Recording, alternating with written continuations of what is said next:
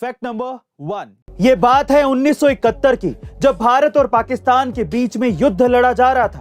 तब पाकिस्तान के लड़ाकू विमान भारत की सीमाओं में घुसकर आगरा तक पहुंच गए थे, क्योंकि उनका टारगेट आगरा का ताजमहल था। वो इस 7वें अजूबे को नेस्त नाबूद कर देना चाहते थे। लेकिन हैरानी की बात यह है कि पाकिस्तानी लड़ाकू विमानों को ताजमहल दिखा तक नहीं और वो वापस लौट गए। गाइस, अब आप ये सोच रहे होंगे कि इतना बड़ा ताजमहल आखिर गायब कहां हो गया। दरअसल ये भारत का मास्टर प्लान था कि ताजमहल को 15 दिनों तक युद्ध के दौरान हरे कपड़े से ढककर रखा जाए, ताकि आसमान से ये हरी घास की तरह दिखे। और हुआ भी कुछ यूं ही। पाकिस्तानी लड़ाकू विमान इसके ऊपर से कई बार गुजरे, पर उन्हें पता ही नहीं चला कि ताजमहल आखिर है कहां, और इस तरह ताजमहल को बचा लिया गया। अब हमारे YouTube के वीडियोस YouTube से भी पहले देखें हमारी A2 ऐप पर, लिंक डिस्क्रिप्शन बॉक्स में गिवन है, डाउनलोड राइट नाउ।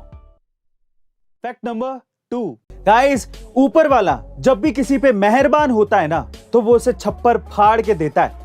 और कुछ ऐसा ही हुआ केरल के कोट्टायम के सदानंदन के साथ, जो कि 12 करोड़ रुपए की लॉटरी जीतकर माला माल हो गए। जी हाँ गाइस, जब ठीक सुन रहे हैं। दरअसल सदानंदन सालों से लॉटरी का टिकट खरीद रहे थे, लेकिन उनकी किस्मत उनका कभी भी साथ ही नहीं देती थी। मगर एक दिन जब वो अपने घर से निकले तो उन्हें 500 रुपए के छुट्टे चाहिए थे, लेकिन दुकानदार के पास छुट्टे थे ही नहीं और उन्हें मजबूरन फिर से लॉटरी का टिकट खरीदना पड़ा। लेकिन सदानंदन ने शायद ये सोचा होगा कि छुट्टे कराने के चक्कर में खरीदा गया लॉटरी का टिकट उनके लिए जैकपॉट बन जाएगा, और हुआ भी कुछ यूं ही। घंटों बाद जब नतीजा आया तो वो करोड़पति बन चुके थे। गाइस, ये बात तो सही है कि किस्मत अच्छी हो तो रंग भी राजा बन जाता है। फैक्ट नंबर 3, चुनाव में एक उम्मीदवार वोट पाने के लिए क्या क्या नहीं करता। लोगों के घर घर जाकर वोट मांगता है, अपना जी जान लगा देता है। लेकिन महाराष्ट्र चंद्रपुर के पंचायत चुनाव में एक उम्मीदवार के साथ कुछ ऐसा हुआ कि उसे एक भी वोट नहीं मिला।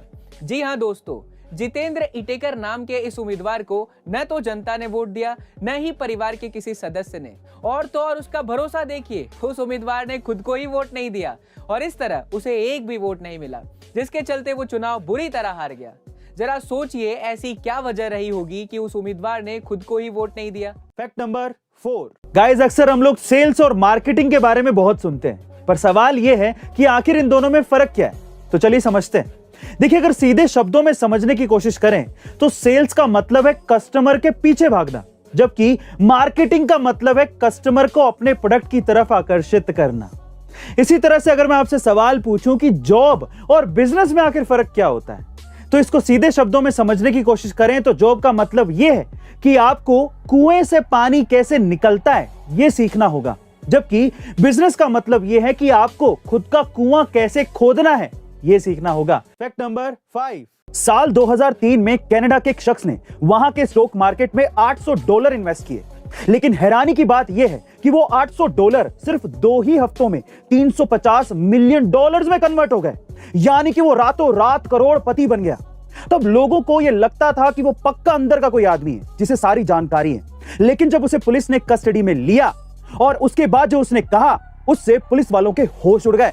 उसने कहा कि मैं टाइम ट्रैवलर हूं और 250 साल फ्यूचर से आया हूं, तो एग्जैक्टली मुझे पता है कि कौन सा स्टॉक गिरेगा और कौन सा स्टॉक उठेगा। लेकिन पुलिस को ऐसा लगा कि वो शायद उन्हें पागल बना रहा है, तो उस पर केस दर्ज कर दिया गया और उसे कोर्ट बुलाया गया। लेकिन हैरानी की बात यह है कि वो शख्स कोर्ट पहुंचा ही नहीं और उसके बाद से आज तक वो शख्स गायब है। गाइस, क्या वो सच में टाइम ट्रैवलर था? आपको क्या लगता है कमेंट सेक्शन में जरूर लिखिएगा। अब हमारे YouTube के वीडियोस YouTube से भी पहले देखें हमारी A2 ऐप पर, लिंक डिस्क्रिप्शन बॉक्स में गिवन है, download right now. So guys, ऐसी अमेजिंग वीडियोस के लिए A2 अमेजिंग फैक्ट्स के हमारे इस चैनल को सब्सक्राइब करना मत भूलिएगा और बेल आइकन के बटन को जरूर दबाइएगा, ताकि आपको लेटेस्ट वीडियो के नोटिफिकेशंस मिल सकें। Stay tuned, stay connected, stay motivated.